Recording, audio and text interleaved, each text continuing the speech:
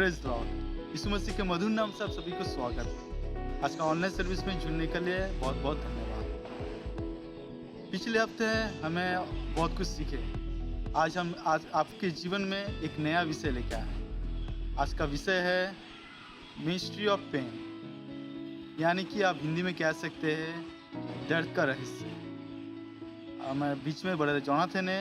आज का विषय में हमें बहुत ही गहराई में लेके जाएंगे और हिंदी में अनुवाद करेंगे ब्रदर सैम के लिए। उससे पहले चलिए हमने वर्शिप में चलते हैं। हमारे बीच में वर्शिप टीम आज का worship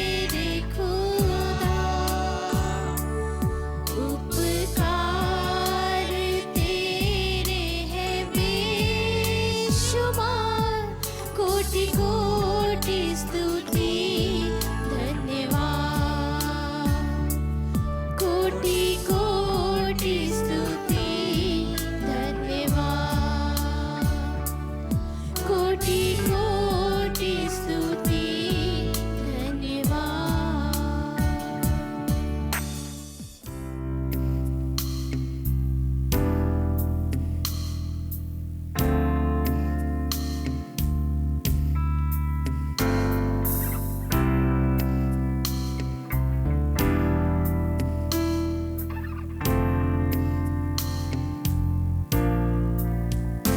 When peace like a river attendeth my way, when sorrows like sea billows roll,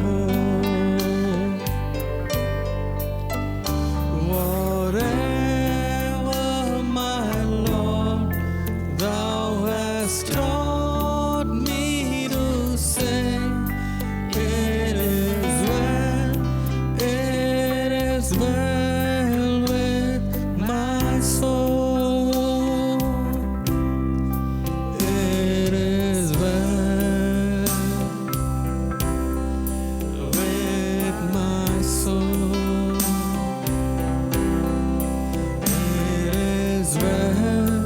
It is well with my soul. Though Satan should buffet, though trial should come, let this blessed assurance control, that Christ has regarded my helpless estate and hath shed his own blood for my soul. It is well with my soul.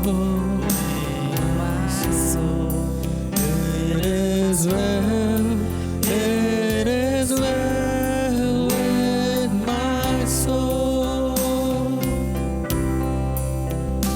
My sin, oh, the bliss of this glorious thought.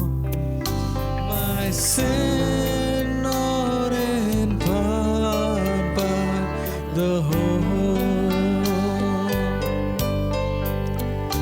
is nailed to the cross, and I bear it no more. Praise the Lord, oh my soul. It is well with my soul. It is well with my soul. It is well with my soul. It is well with my soul.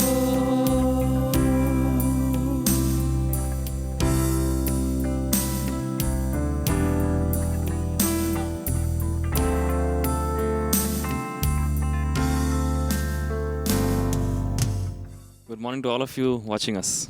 आप सभी को good morning जो आज हमें देख रहे हैं। Once again, greet you in Jesus' mighty name. फिर एक बार यीशु मसीह के सामर्थी नाम में आपका स्वागत करते हैं। Today we are coming with another topic, and it's an exciting topic. It is about pain. आज एक दूसरा विषय को हम देखेंगे और आज का विषय है दर्द। We'll see about pain and the mystery of pain. आज दर्द के विषय में देखेंगे और उसके रहस्य के विषय में भी देखेंगे। This topic is very big and has so many opinions, so it deserves to have this separate lesson which we are about to share with you. और ये जो विषय है ये काफ़ी बड़ा है और उसमें से एक खास भाग को हम निकाले हैं और उसको आज एक विषय बना के हम आपके सामने में प्रस्तुत करेंगे। So before going, we'll look to God and pray. उसके पहले हम प्रार्थना करेंगे। Lord, we thank you and glorify your name. We worship you for everything. We thank you for your grace, for your sustenance, for your protection and your blessing. We thank you for your promises and providence that you have made available through your Son Jesus and through your word.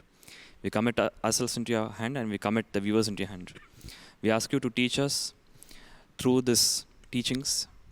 Help us and mold us and guide us and show us the path and enlighten our ways and our life through your Spirit. We thank you for everything. In Jesus' name we pray. Amen. आमीन। Now man has a big 3-letter word and that word is called why. अब हम देखते हैं मनुष्य के सामने में एक बड़ा शब्द पाया जाता है जिसमें 3 अक्षर है और उसे अंग्रेजी में वाई कहते हैं। Everybody asks this question and many people have asked this question mostly in their life, and that is why.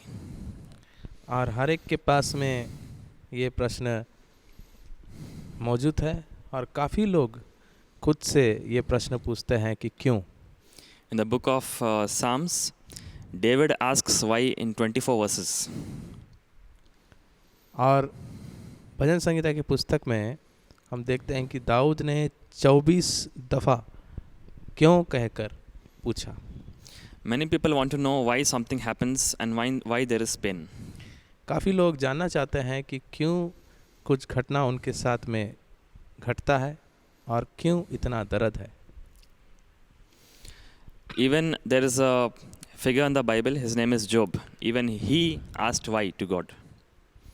और बाइबल में हम देखते हैं और एक व्यक्ति को जिसका नाम आयूब है उसने भी परमेश्वर से पूछा क्यों। So we see there are 2 groups of people who come to Job to answer his why. हम देखते हैं 2 दल के लोग आते हैं आयूब के पास में उसका क्यों का प्रश्न का उत्तर देने के लिए। The first group is people who came to answer his why. पहले जो दल है वे मनुष्य है जो उसका क्यों का उत्तर देने आए। Secondly, God answers his why. हम दूसरी बात देखते हैं कि परमेश्वर उसका क्यों का उत्तर देने आते हैं। You have the freedom to ask why.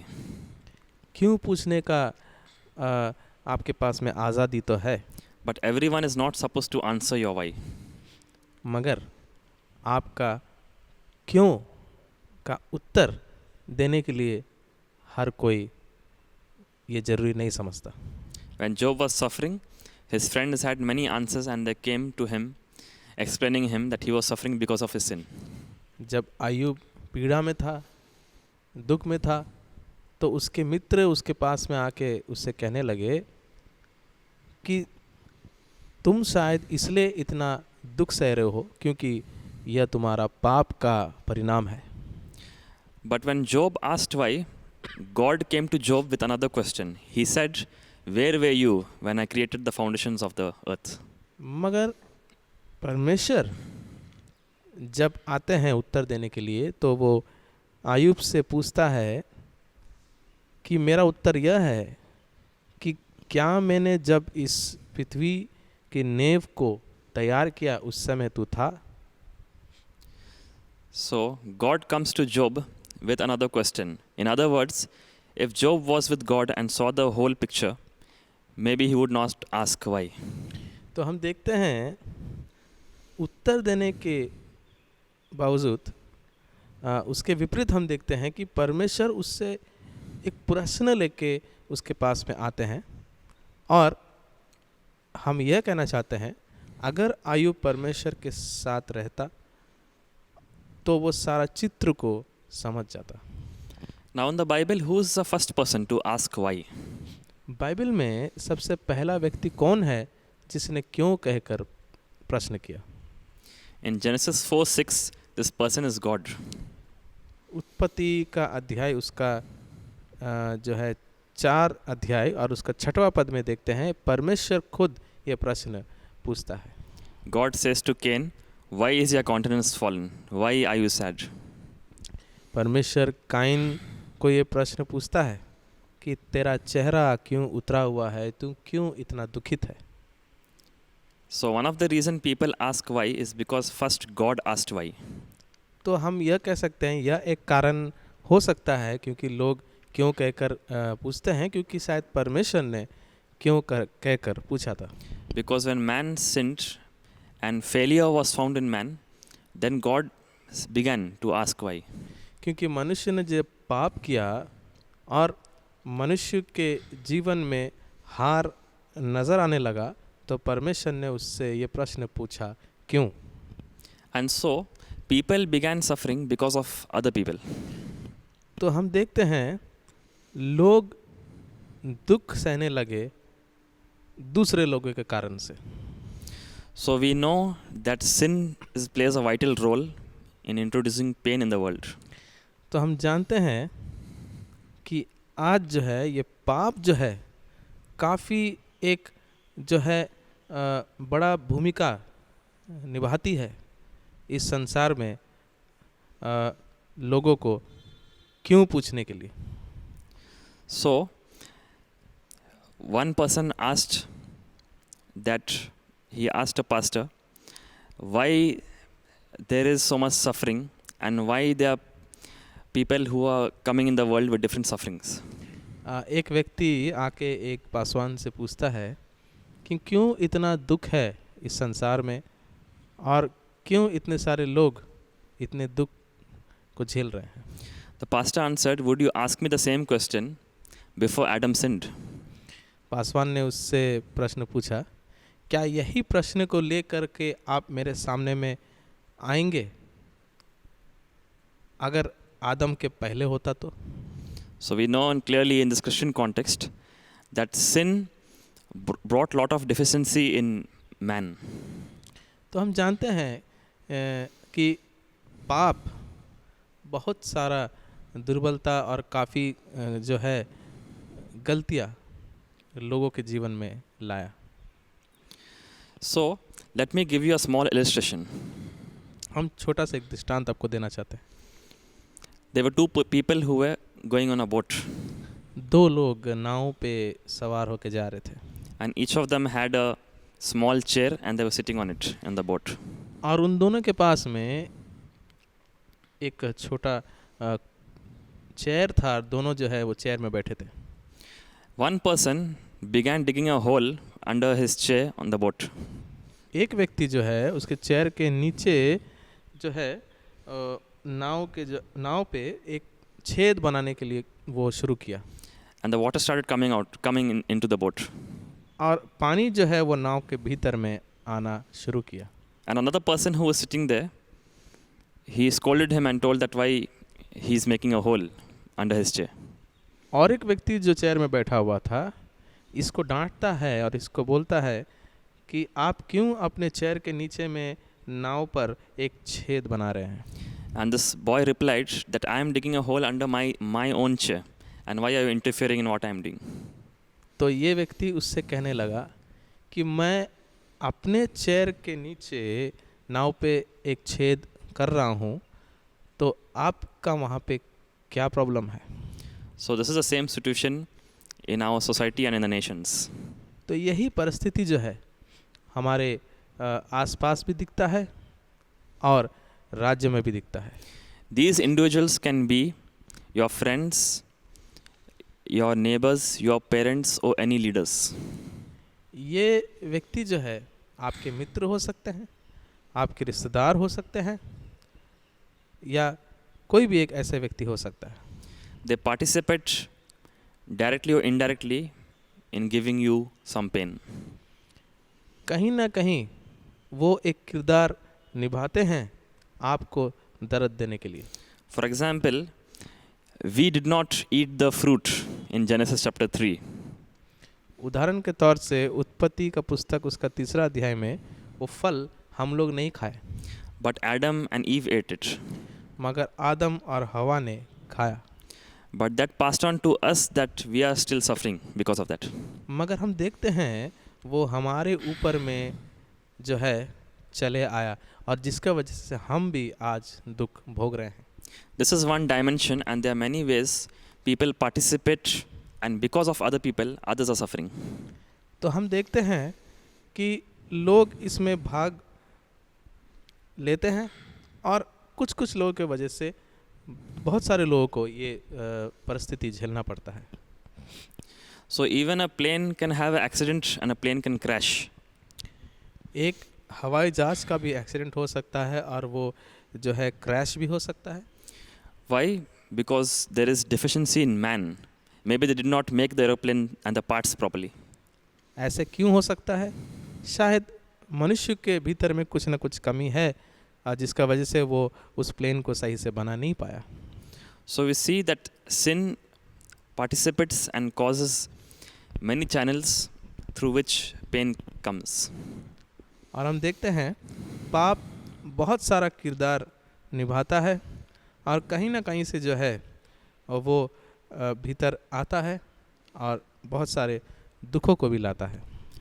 But when pain comes in the hand of God, pain is not only limited to pain. मगर ये दर्द जब परमेश्वर के हाथों में आता है तो ये दर्द जो है खुद में असीमित नहीं होता है। In other words, evil is not only limited to evil in God's hand. परमेश्वर के हाथों में जो दुष्टता है वो वहाँ पे असीमित नहीं है। So sometimes our vision is limited and we can see only the evil inside evil. तो हम जो है हमारा जो दृष्टि है वो सीमित है, इसलिए हम मान लीजिए दुष्टता के अंदर में ही दुष्टता को देख पाएंगे। But God can always see more. He can see the evil, but He can see the good also that can come from evil. मगर परमेश्वर जो है दुख को देखता है, नकारात्मक चीज़ों को देखता है, मगर उसके भीतर से भी क्या अच्छी बातें आ सकते हैं उसे भी परमेश्वर देखते हैं। Let me give you another illustration. मैं और एक दृष्टांत आपको देना चाहता हूँ। There was a man and he was going to go for a job interview and he was going to catch a bus. एक व्यक्ति था जो एक इंटरव्यू देने जा रहा था नौकरी के लिए, और वो एक बस पे चढ़ने के लिए जा रहे थे। And he was little late and he missed the bus and the bus went away. Was the situation good or bad? वो ज़रा से देर हो गया जिसका वजह से वो बस छूट गया। तो क्या ये परिस्थिति उसके साथ में सही हुआ या गलत हुआ? You all will answer me that it was bad. आप सब ये जवाब मुझे देंगे कि ये तो बहुत बुरा हुआ। But because he missed the bus, he met a friend and a friend made him sit in the bike and took him more faster than the bus. मगर क्योंकि उसने उस बस जो है छूट गई थी, ये जो है अचानक से देखता है उसका एक मित्र आ पहुंचता है और वो मित्र के साथ में बैठ के जाता है, और ये मित्र उस बस से भी कहीं ज़्यादा तेज उसे जो है ले जाता है और वो जल्दी पहुंचता है। Now if I ask you, was the situation good or bad? अब मैं अगर आपको कहूँ क्या ये परिस्थिति सही था ना गलत था, You all will say it was good. आप कहेंगे नहीं ये तो सही हुआ। But as his friend was taking him on the bike and they went faster, they met in an accident and he landed up in the hospital. मगर देखते हैं कि जब ये मित्र उसको तेज रफ्तार से ले जा रहे थे, एक एक्सीडेंट जो हो जाता है और ये जो व्यक्ति है ये हॉस्पिटल में पहुंच जाता है। Now was it good or bad? अब क्या ये सही है ना गलत है? It was bad. ये बिल्कुल गलत हुआ। But when he went to the hospital, he met another old friend, and this old friend was working in a big company and he took him for a more bigger job and which has more salary. और जब ये hospital में बिस्तर में था तो वहाँ पे वो और एक मित्र से, एक पुराना मित्र से मुलाकात करता है जो एक काफ़ी बड़ी कंपनी में काम करता है, और इसको और अच्छा एक मौका मिला एक बड़ा कंपनी में काम करने के लिए जहाँ उसका जो है वेतन भी काफ़ी बड़ा है। Now was this situation good or bad? आप बोलिए क्या ये परिस्थिति सही है ना गलत है? You all will say it was good. आप बोलेंगे बिल्कुल सही है। So in 5 minutes, we can see that our perspective is changing from good to bad and bad to good. तो हम 5 मिनट में देख सकते हैं हमारा जो परिप्रेक्ष्य जो है या जो हमारा दृष्टि जो है, सोच जो है, वो 5 मिनट के भीतर में कैसे जो है उछलता है और बदलते रहता है। So what is God's perspective who can see everything at one time? तो आप सोचिए कि परमेश्वर का विचार कैसे होगा जो एक साथ ही सब कुछ देख सकते हैं। Jesus died on the cross. Was it good or bad? यीशु मसीह क्रूस पे अपना प्राण दिया, क्या वो सही था ना गलत था? Only Jesus dying on the cross is bad. केवल यीशु क्रूस पे मर जाना ये तो बिल्कुल खराब लगता है हमें। But from his death, God bought the salvation and so many people are saved. मगर उसके मृत्यु की वजह से परमेश्वर ने उद्धार को लाया और इतने सारे लोग बच गए। So pain in God's hand surpasses this mission of only being evil. God can use it for good also. तो परमेश्वर के हरद में परमेश्वर के हाथों में अगर कोई दर्द है या ऐसे कोई दुख का विषय है तो वहीं तक वो जो है सीमित नहीं रहता है, मगर उससे बाहर भी परमेश्वर निकलते हैं और कुछ अच्छा कर सकते हैं। Remember, pain does 3 things in our belief in God. देखिए, हमारा विश्वास जो परमेश्वर में है, इसमें दर्द जो है 3 ऐसे भूमिकाएं को निभाती हैं। First of all, if there is evil and pain, then there is God. सबसे पहले अगर दर्द है और दुष्टता है, यानी परमेश्वर भी है। Because when we say evil, we assume that there is good. क्योंकि हम जब कहते हैं गलत तो हम यह भी सोचते हैं कि सही भी है। And God is ultimate good. और परमेश्वर जो है वो सर्वश्रेष्ठ और सब रीति से ही वो सही है। Secondly, pain teaches us also about God's character. दूसरा बात देखते हैं कि दर्द जो है हमें परमेश्वर के चरित्र के विषय में कुछ सिखाती है। We know that God is good. हम जानते हैं कि परमेश्वर भला है। People are evil, but God is good. लोग तो बुरे हैं मगर परमेश्वर अच्छे हैं। Thirdly, it shows our belief upon God's power. God can use evil and demonstrate His power inside pain. और हम देखते हैं परमेश्वर कभी कभी गलत चीज़ों का इस्तेमाल करके अपना सामर्थ को उस दर्द के भीतर में ही वो प्रकट करते हैं। So one person once said, as a song has ups and downs inside it, so is man is shaped by the ups and downs of life. एक व्यक्ति ने कहा, जैसे एक गीत में हम देखते हैं संगीत में उसका जो ताल है, सुर जो है वो ऊंचे तरफ भी जाता है और नीचे तरफ भी जाता है, एक मनुष्य का जीवन में भी ऐसे ही कुछ परिस्थिति को हम पाते हैं। So if a song is always going high and high, it is not a song. तो अगर कोई गीत जो है वो केवल ऊपर के सुर में ही चलते चले जाएगा तो वो गीत नहीं है। So pain in God's hand becomes instrumental. तो हम देखते हैं दर्द परमेश्वर के हाथ में जब होता है तो वो एक गीत के जैसा हो जाता है। So God can use pain and He can use pain as His voice.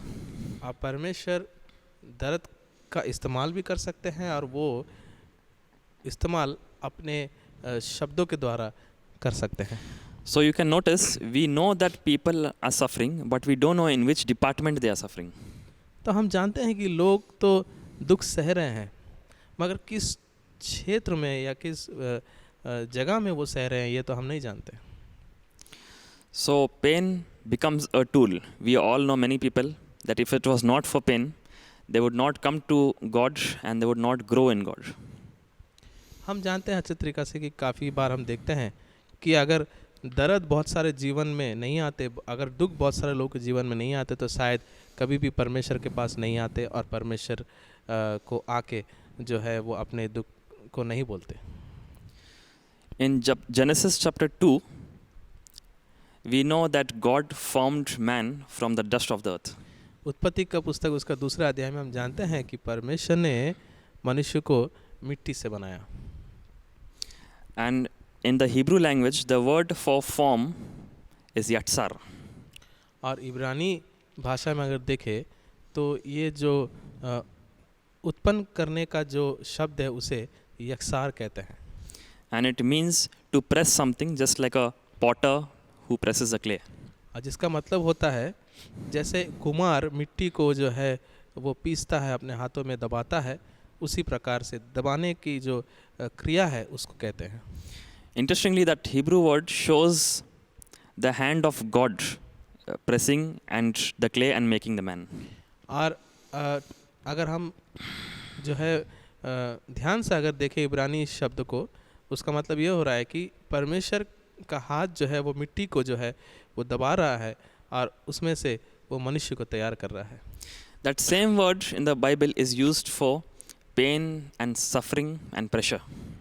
और यही शब्द को बाइबल में दर्द, दुख और दबाव में इस्तेमाल किया जाता है।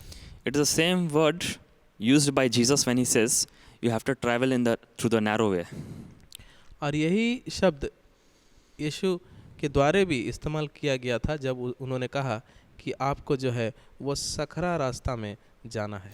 In other words, thing can press you, but you have to travel and you have to go.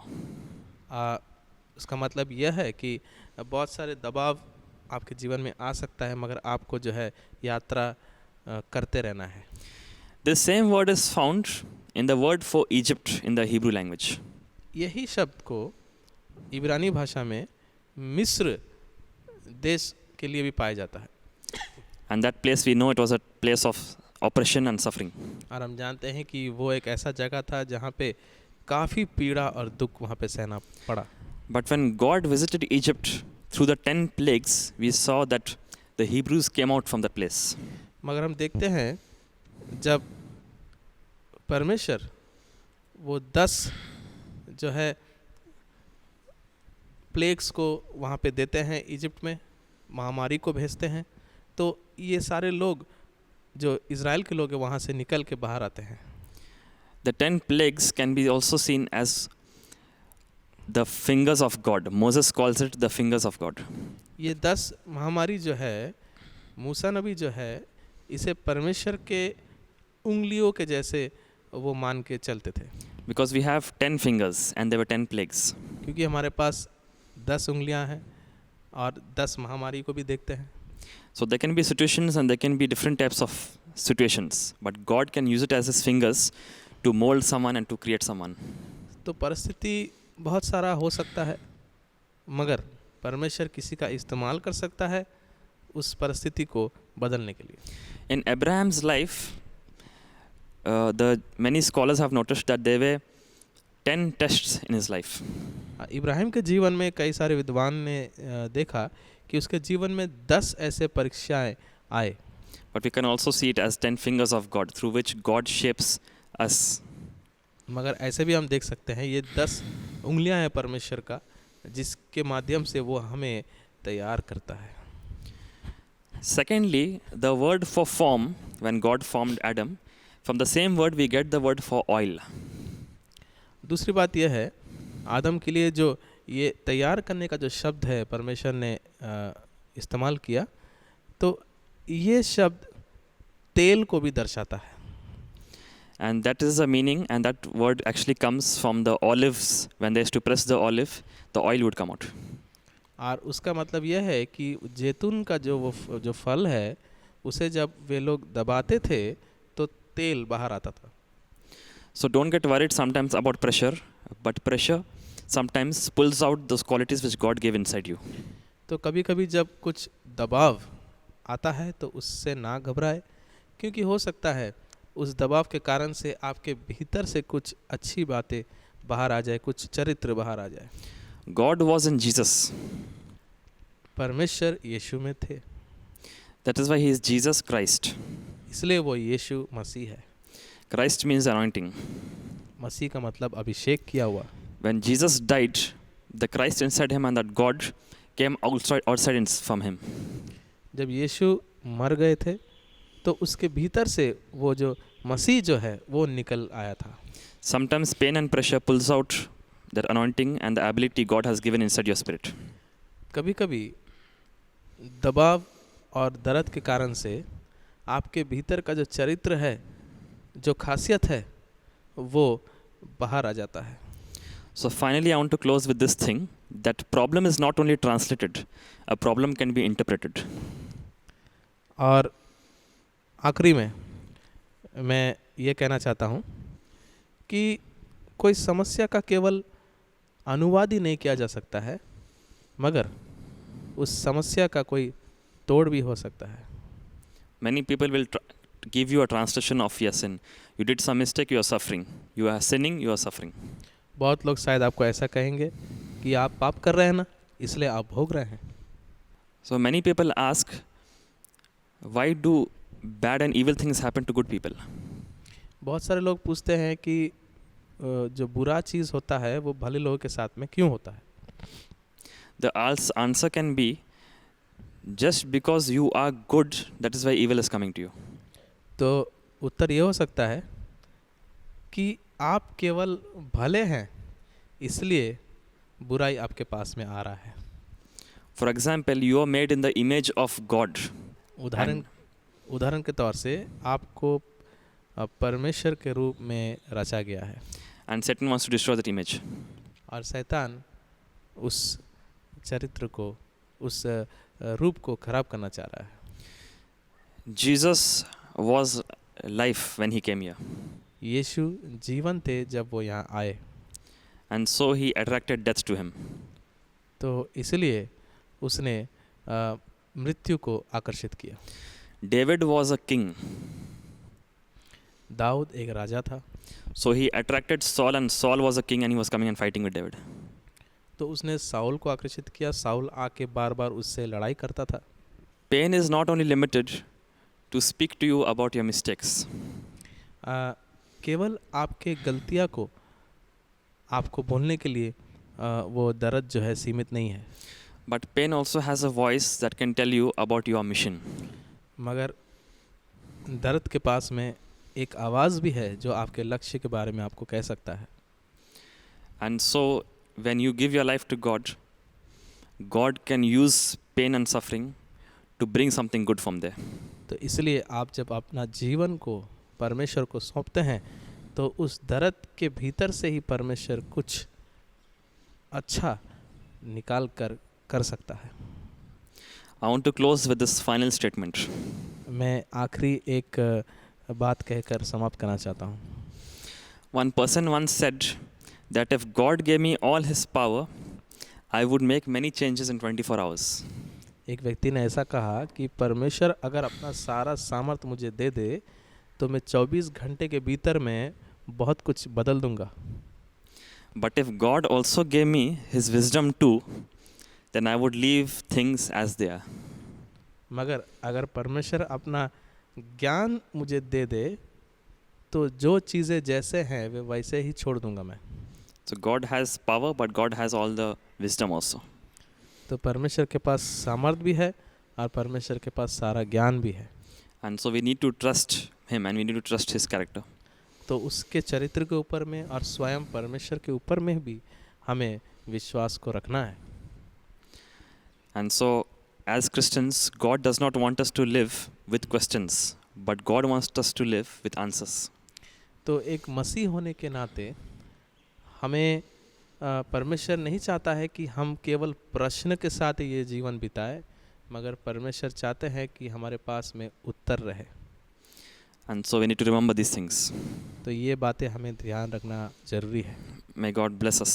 Shall we look to God and pray? आइए हम प्रार्थना करें। प्यारे पिता परमेश्वर, तेरे नाम को हम धन्यवाद देते हैं और धन्यवाद देते हैं प्रभु कि तू दर्द के माध्यम से, तकलीफ़ों के माध्यम से हमें शायद कुछ सिखाना चाहता है।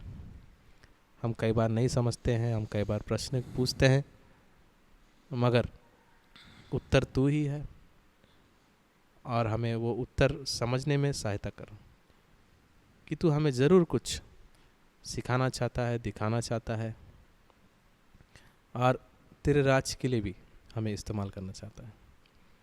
हम प्रार्थना करते हैं जो लोग हमारे साथ में जुड़कर इस वचन को सुने हैं, उन्हें आशीष कर, जो लोग भी ये वचन सुन रहे हैं प्रभु, चाहे जो भी दुख और परिस्थिति में लोग हो, शायद उनके पास में कोई जवाब नहीं है प्रभु कि क्यों ऐसे उनके साथ में हो रहा है, मगर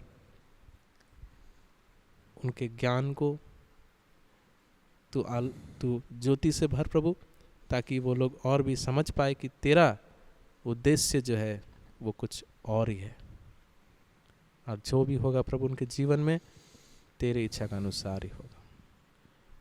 हमें आशीष कर, इसी रीति से सारे कलीसिया को आशीष कर। ये सारे दुआ हम यीशु मसीह के नाम से चाहते हैं, आमीन। We thank all of you once again who have joined us this morning. आप सबको फिर एक बार हम धन्यवाद देते हैं जो आज सुबह हमारे साथ में जुड़े हैं। Please like and share and give your comments in the video. ज़रूर आप लाइक करें और शेयर करें, और आपका जो भी कमेंट्स है आप वीडियो में बोलिएगा। And till we meet again next time, stay blessed and stay happy. और अगले बार जब तक हम फिर ना मिले तब तक आप खुश रहे और हमेशा सुखी रहे। Thank you. धन्यवाद।